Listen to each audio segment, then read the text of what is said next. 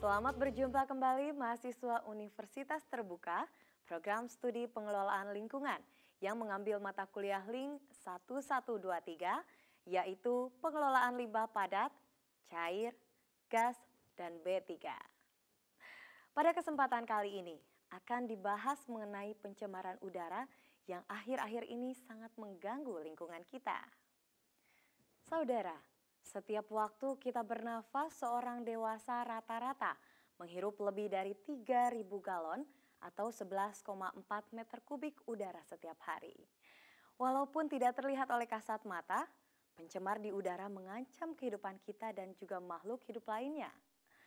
Pencemar udara menyebabkan kanker dan juga dampak kesehatan yang sangat serius. Menyebabkan smog dan juga hujan asam. Mengurangi daya perlindungan lapisan ozon di atmosfer bagian atas, dan tentunya berpotensi untuk turut berperan dalam perubahan iklim yang ada di dunia. Sebenarnya apa yang patut kita cermati dari fenomena pencemaran udara? Pembahasan akan dimulai dengan menjelaskan mengenai pengertian pencemaran udara. Dalam hal ini akan dijelaskan mengenai definisi pencemaran udara, komposisi udara, dan pembagian lapisan atmosfer, serta zat-zat pencemar udara. Lalu, akan dijelaskan pendekatan pengelolaan pencemaran udara yang meliputi penyebaran pencemaran udara, emisi pencemaran udara akibat bahan bakar, emisi pencemaran udara akibat sumber produksi industri, serta pengendalian emisi dan dampak pencemaran udara. Selanjutnya adalah penjelasan mengenai pengendalian emisi dan dampak pencemaran udara yang meliputi konsep dasar pengelolaan limbah gas, teknologi pengelolaan limbah gas, perubahan iklim sebagai dampak pencemaran udara, dan global warming sebagai dampak perubahan iklim. Mungkin kita bertanya, apakah yang disebut dengan pencemaran udara? Udara yang seperti apakah yang disebut telah tercemar? Dan sampai seberapa jauhkah pencemaran udara tersebut dapat membahayakan lingkungan? Pencemaran udara dapat didefinisikan sebagai adanya atau dimasukkannya zat atau bahan pencemar di udara dalam jumlah dan waktu tertentu yang dapat menimbulkan gangguan terhadap makhluk hidup, tumbuhan, dan atau juga benda. Dengan demikian, bila udara tercemar, maka komposisi campuran gas akan berubah sesuai dengan gas yang masuk dalam udara. Jika tidak ada pencemaran, komposisi udara adalah nitrogen atau kita kenal dengan istilah N2, yaitu 79,09%. Oksigen atau O2 yaitu 21,94%. Argon atau AR yaitu 0,93%. Dan karbon dioksida yaitu 0,032%. Sedangkan misalnya ada zat pencemar CO, tentu saja komposisi udara akan berubah.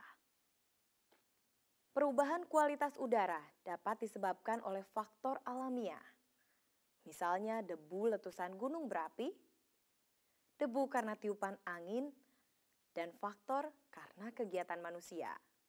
Misalnya, hasil pembakaran bahan bakar minyak, debu industri, pada pembangkit listrik tenaga uap. Secara garis besar, sumber dan pengaruh pencemaran udara terhadap lingkungan dapat dilihat sebagai berikut.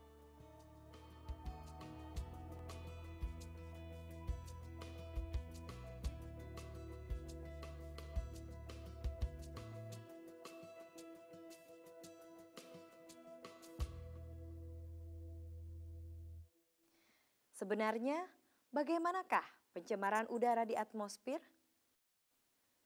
Jika kita tinjau berdasarkan lapisan-lapisan atmosfer, maka ada beberapa lapisan, yaitu lapisan troposfer, stratosfer, mesosfer, dan termosfer. Pencemaran udara dapat terjadi pada lapisan yang paling dekat dengan bumi, yaitu lapisan troposfer.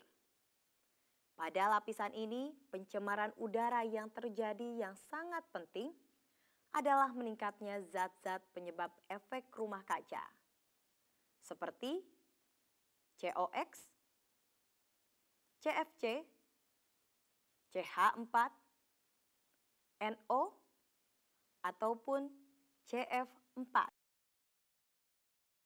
Bagaimanakah efek rumah kaca terjadi?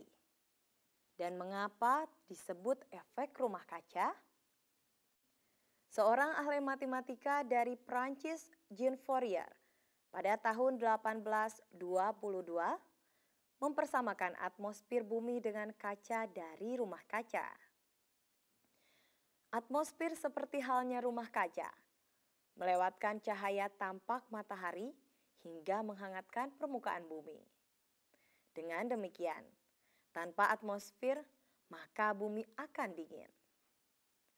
Gas-gas di atmosfer yang bertindak sebagai rumah kaca disebut dengan rumah kaca. Efek rumah kaca, atau kita kenal dengan istilah greenhouse effect, merupakan suatu keadaan yang timbul akibat semakin banyaknya gas buang ke lapisan atmosfer kita yang memiliki sifat penyerap panas yang ada, baik yang berasal dari pancaran sinar matahari maupun panas yang ditimbulkan akibat pendinginan bumi.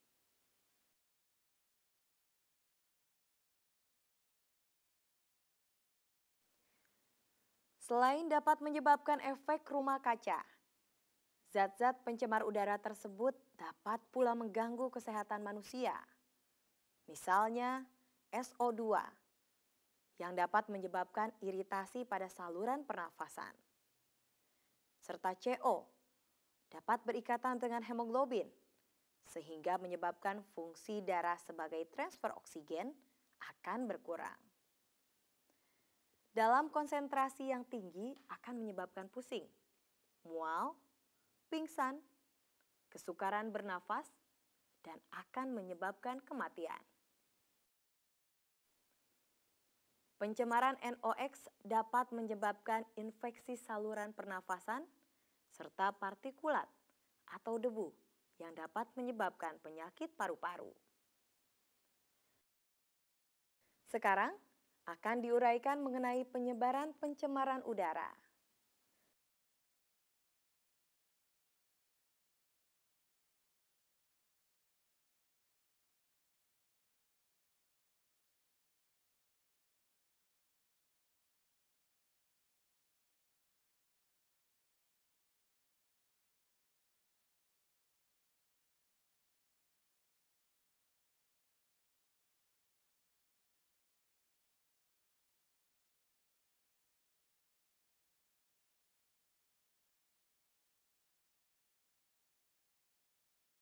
Dengan meningkatnya emisi pencemaran udara yang disebabkan sumber lainnya, yaitu lalu lintas, perumahan, dan persampahan. Penyebaran pencemaran udara sangat dipengaruhi oleh iklim di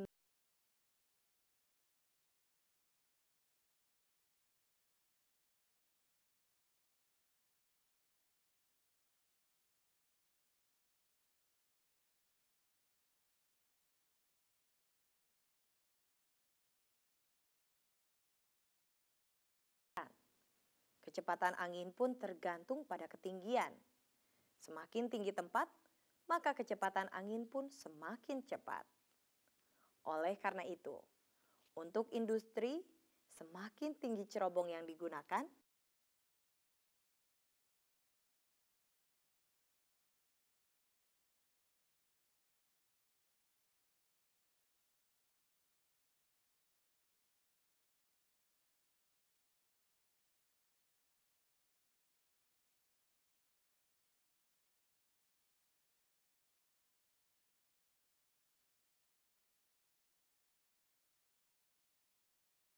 Sekarang, kita akan mempelajari pencemaran udara yang disebabkan dari bahan bakar.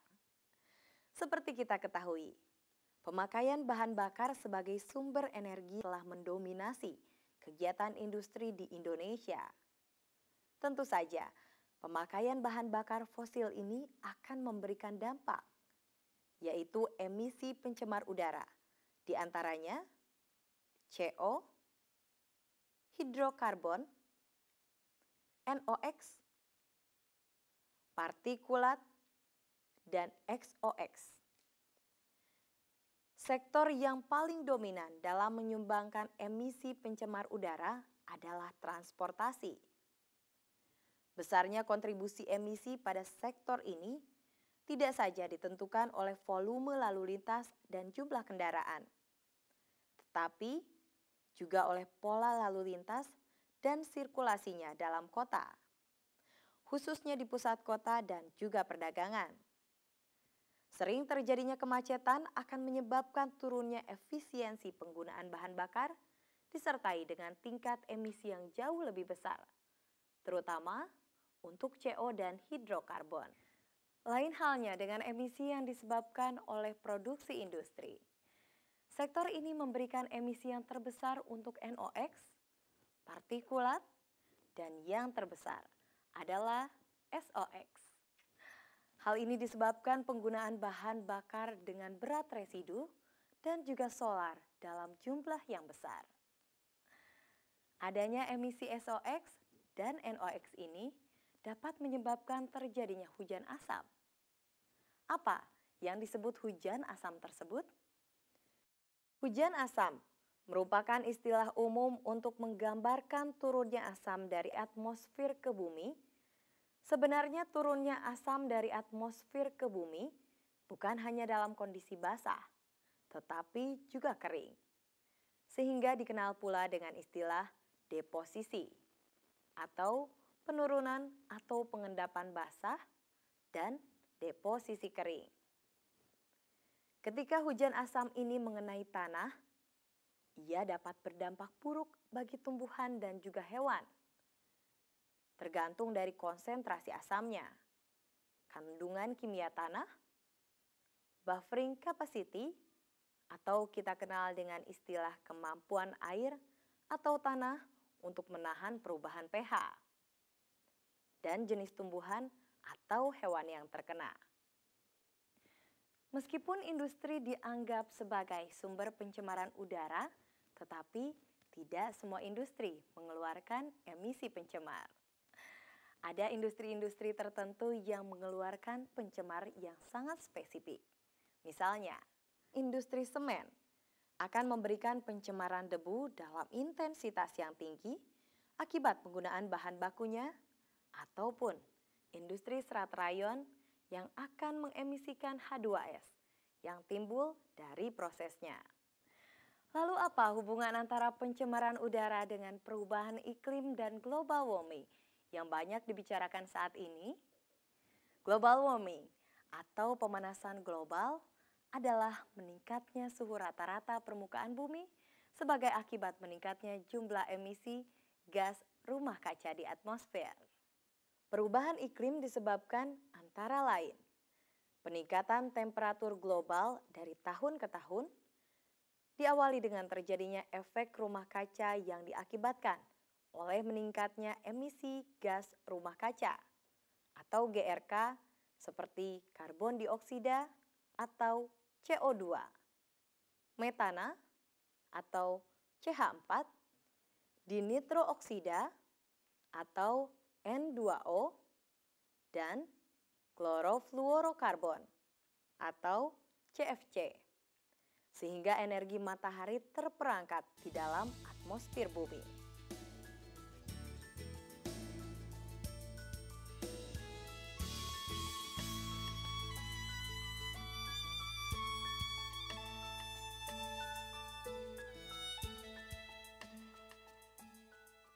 Keberadaan gas rumah kaca atau GRK di atmosfer bumi berasal dari berbagai aktivitas manusia, terutama kegiatan yang membakar bahan bakar fosil atau BBF seperti minyak, gas bumi, dan batu bara, serta kegiatan yang menurunkan fungsi serap hutan, contohnya seperti penebangan dan pembakaran pepohonan.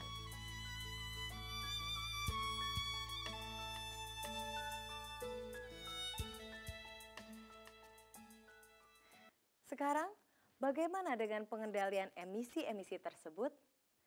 Pengendalian emisi harus dilaksanakan dengan komprehensif, sehingga timbulnya pengaruh merugikan, baik terhadap lingkungan kerja ataupun udara ambien dapat dihilangkan.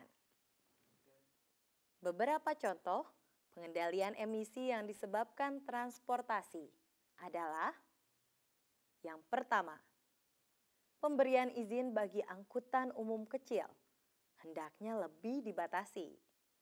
Sementara kendaraan angkutan massal seperti bus dan kereta api diperbanyak. Kedua, pembatasan usia kendaraan, terutama bagi angkutan umum, perlu dipertimbangkan sebagai salah satu solusi. Sebab semakin tua kendaraan, terutama yang kurang terawat, maka semakin besar potensi untuk memberikan kontribusi polutan ke udara. Ketiga, potensi terbesar polusi adalah kendaraan bermotor, yaitu kemacetan lalu lintas dan juga tanjakan. Karena itu, pengaturan lalu lintas, rambu-rambu, dan tindakan tegas terhadap pelanggaran berkendaraan dapat membantu mengatasi kemacetan lalu lintas dan mengurangi polusi udara. Keempat, uji emisi harus dilakukan secara berkala pada kendaraan umum maupun pribadi, meskipun secara uji petik atau kita kenal dengan istilah spot check. Perlu dipikirkan dan dipertimbangkan adanya kewenangan tambahan bagi polisi lalu lintas untuk melakukan uji emisi, di samping memeriksa surat-surat dan kelengkapan kendaraan yang lain. Kelima, langkah berikutnya adalah upaya mempertahankan kualitas bahan bakar yang bebas timbal dan zat-zat polutan berbahaya lain.